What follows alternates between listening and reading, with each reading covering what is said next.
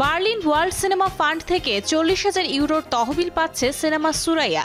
এই ফান্ডের জন্য 63টি দেশ থেকে 236টি প্রকল্প জমা পড়ে। এর মধ্যে তহবিল পাচ্ছে 8টি সিনেমা।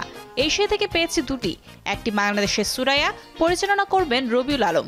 এশিয়া থেকে নির্বাচিত আরেকটি সিনেমা কম্বোডিয়ার টু লিভ টু স্টেট, এটি নির্মাণ করবেন দানেসান। নির্মাতা রবি জানান, ওয়ার্ল্ড সিনেমা ফান্ড পৃথিবীর অন্যতম প্রতিযোগিতামূলক একটি ফান্ড। বিভিন্ন দেশের সম্ভাবনাময় সিনেমাগুলো এখানে প্রতিযোগিতা করে। ফলে এই ফান্ড সুরাইয়ার জন্য গুরুত্বপূর্ণ আন্তর্জাতিক স্বীকৃতি। নির্মাণ সহায়তার পাশাপাশি এর ফলে সিনেমাটির প্রতি বৈশ্বিক মনোযোগ সৃষ্টি হবে। সুরাইয়া এর আগে 2023 সালে বুসান ফিল্ম ফেস্টিভ্যালের এশিয়ান প্রজেক্ট মার্কেট, ফ্রান্সের 3 কন্টিনেন্ট ফেস্টিভ্যাল আয়োজিত প্রদিউর উসুদ ধর্মশালা ল্যাব ও যুক্তরাষ্ট্রের সিয়াটলে তাসবির ফিল্ম মার্কেটে অংশ নেয়।